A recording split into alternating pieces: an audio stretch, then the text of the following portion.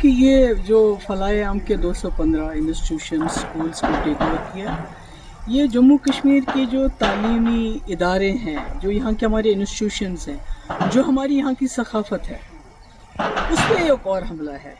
मैं इसलिए सकाफ़त और जम्मू कश्मीर के तशख़्ख़ुस के साथ इसको जोड़ रही हूँ क्योंकि बहुत कम ऐसे स्कूल हैं FAT की तरह जो स्कूलों में इखलाकी इस्लामी तालीम के साथ जो रेगुलर एजुकेशन भी देते हैं।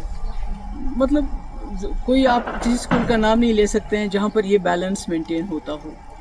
और इन स्कूलों में से बहुत ही नामवर शख्सियत उभरी हैं और इसके साथ हज़ारों के तादाद में, मेरे ख्याल में कोई 50-60 हज़ार तो स्टूडेंट्स हैं, टीचर्स हैं, फैमिलीज़ हैं जो जुड़ी हुई हैं। तो इस तरह से इसको इसको टेक ओवर करना, पहले तो जमात इस्लामी के तमाम एसेट्स को टेक ओवर किया गया, उन पर बैन लगाई गई।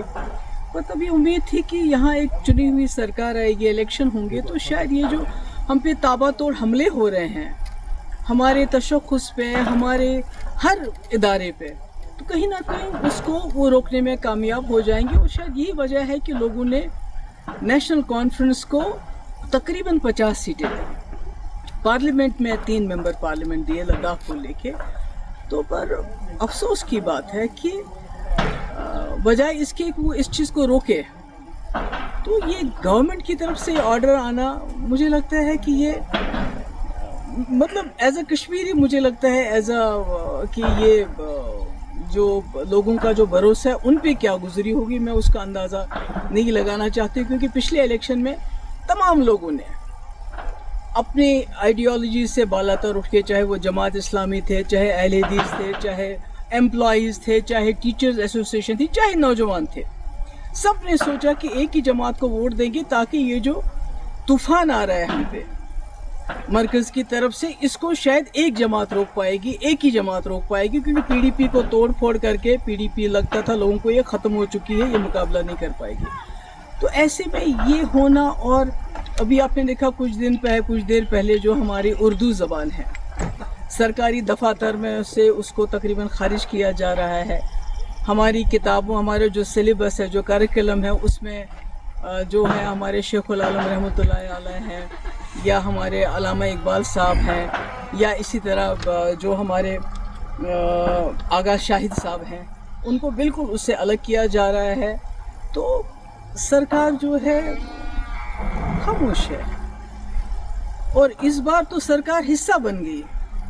आपको याद होगा 2016 और 17 में जब यहाँ बहुत हालात ख़राब हुए, पथराव रोके ना रुके, दिल्ली से इतनी बड़ी टीम आ गई, बड़े बड़े मिनिस्टर्स की, बड़े बड़े पॉलिटिशियंस की, और हुर्रियत के दरवाज़ों पे गई कि आप दरवाज़ा खोलिए, हमसे बात कीजिए, दरवाजे बंद कर दिए। यानी इतने हालात ख़राब थे। उस वक़्त मेरे ऊपर बहुत प्रेशर आया था कि आप जमात इस्लामी के ऊपर क्रैक डाउन कर लीजिए, बैन कर लीजिए, इनको PSA लगा लीजिए, इनके एसेट सीज का जो अब हो रहा है, जो इस वक्त की सरकार इस वक्त कर रही है।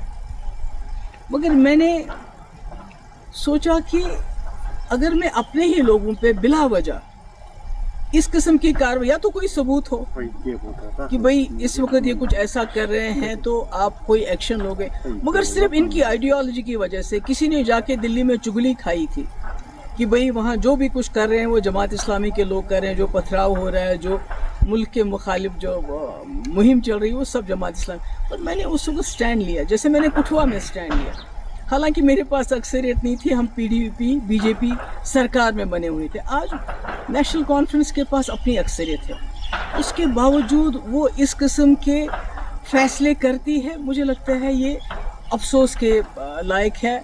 और इसके बारे में क्या कहूँगा, वैसे तो लोग कहते हैं कि कहीं ना कहीं नेशनल कॉन्फ्रेंस और जमात इस्लामी का पुराने वक्त से चल रहा है, कि जब शेख साहब मरहूम 77 में आ गए, उसके बाद जमात इस्लामी वालों के साथ क्या किया गया, किस तरह इनके घर चलाए गए, क्या क्या हमारी मुक़द्दस किताबें भी नजर आतश की गई। उसके बाद 87 के बाद क्या किया गया, जो फलाए ट्रस्ट के टीचर है उनको कैसे पब्लिक सेफ्टी एक्ट लगाया गया। और आज 2025 में अब इनके जो स्कूल थे, जो लोगों के गरीब लोगों को, गरीब बच्चों को, क्योंकि आपने देखा कि सरकारी स्कूलों में जो चीज़ कमी है वो ये स्कूल पूरी करते थे, जिनका कोई नहीं होता था और कम फीस लेके ये तालीम देते थे।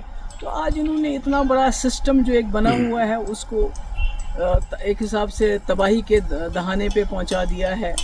کئی گھر اس کے ساتھ وابستہ ہے, کئی ٹیچر, سب کا مستقبل جو ہے. میم آپ نے ایجوکیشن منسٹر